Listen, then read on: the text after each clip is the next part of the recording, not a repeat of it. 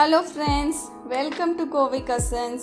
இன்றைக்கி நம்மளோட special recipe 90's கிட்ஸோட ஃபேவரட் ஸ்நாக்ஸ் எப்படி செய்கிறதுன்னு பார்க்கலாங்க. நம்ம 90's கிட்ஸ் எல்லாம் ஸ்கூலுக்கு போயிட்டுருக்கிற காலத்தில் ஸ்கூல் முடித்து வரும்போது பாட்டி கடையில் இந்த ஸ்நாக்ஸ் நம்ம வாங்கினோம்னா கை நிறைய அள்ளி தருவாங்க. அவ்வளோ டேஸ்ட்டாக இருக்குங்க. வாங்கிட்டு ஃப்ரெண்ட்ஸ் கூட பேசிகிட்டு சாப்பிட்டு போகிற இந்த டேஸ்ட்டும் சுகமும் இருக்குது தனிங்க. அதே டேஸ்ட்டில் மரவள்ளி கிழங்கு எப்படி செய்கிறதுன்னு வாங்க வீடியோக்குள்ளே போய் பார்க்கலாம். இதுக்கு முன்னாடி நீங்கள் கோவை கசின் சேனலை சப்ஸ்கிரைப் பண்ணலினா எங்கள் சேனலுக்குள்ளே போய்ட்டு சப்ஸ்கிரைப் பட்டனை கிளிக் பண்ணிக்கோங்க. கூடவே பக்கத்தில் இருக்க பெல் ஐக்கானையும் கிளிக் பண்ணுங்கள். அதுக்கு மேலே இருக்கிற ஆல் அப்படிங்கிற பெல் ஐக்கானையும் கிளிக் பண்ணிக்கோங்க. அப்போ தான் நாங்கள் போடுற எல்லா வீடியோவும் உடனுக்குடன் உங்களுக்கு கிடைக்கும். முதல்ல மரவள்ளி கிழங்க நல்லா மண் போகிற மாதிரி சுத்தம் பண்ணி எடுத்துக்கோங்க.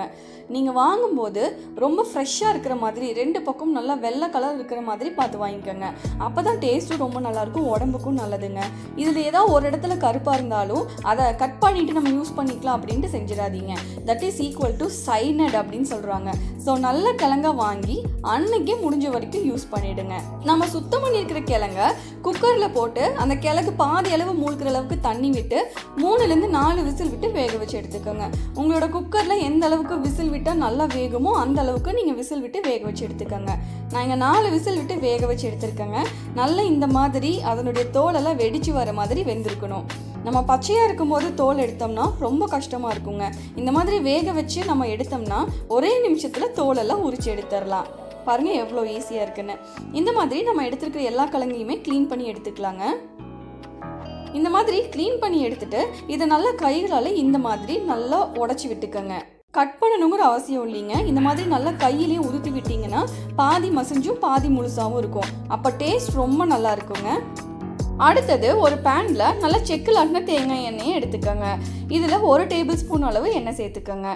தேங்காய் எண்ணெய் தான் இதுக்கு டேஸ்ட் ரொம்ப நல்லா இருக்குங்க. மற்ற எந்த எண்ணெயிலையும் இந்த அளவுக்கு டேஸ்ட் இருக்காது.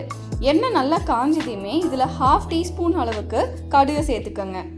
கடுகு நல்லா பொரிஞ்சதுமே கருவேப்பிலை, காரத்துக்கு தகுந்த அளவுக்கு வரமிளகாய் சேர்த்துட்டு இதை நல்லா ஒரு தடவை வணக்கி விட்டுருங்க. மிளகாயும் கருவேப்பிலையும் நல்லா வறுபட்டதையுமே நம்ம உதுத்தி எடுத்து வச்சிருக்கிற கிழங்கை இதில் சேர்த்துக்கோங்க. கூடவே இந்த கிழங்குக்கு எந்த அளவுக்கு உப்பு உங்களுக்கு தேவையோ அந்த அளவுக்கு இதை சேர்த்துட்டு இதை நல்லா ஒரு தடவை மிக்ஸ் பண்ணி விட்டுடலாங்க. பார்க்குறதுக்கு ரொம்ப ரொம்ப சிம்பிளாக தான் இருக்கிற மாதிரி இருக்கும். ஆனால் இதோட டேஸ்ட்டு செம்மையாக இருக்குங்க. ஒரு தடவை செஞ்சு பார்த்தீங்கன்னா அடிக்கடி உங்கள் வீட்டில் செஞ்சு கொடுக்க சொல்லி கேட்பாங்க. அவ்வளோ டேஸ்ட்டாக இருக்கும்.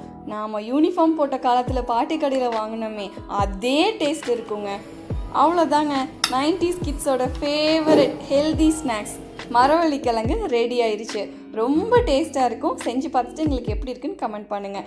கூடவே லைக் பண்ணுங்கள், ஷேர் பண்ணுங்கள், சப்ஸ்கிரைப் பண்ணுங்கள், பக்கத்தில் இருக்க பெல் ஐக்கானையும் கிளிக் பண்ணுங்கள். வேறு ஒரு நல்ல டேஸ்டியான டிஷ்ஷு எப்படி ஈஸியாக செய்யறதுன்னு உங்களுக்கு நான் ஷேர் பண்ணுறேன். அது வரைக்கும் பாய் பாய்.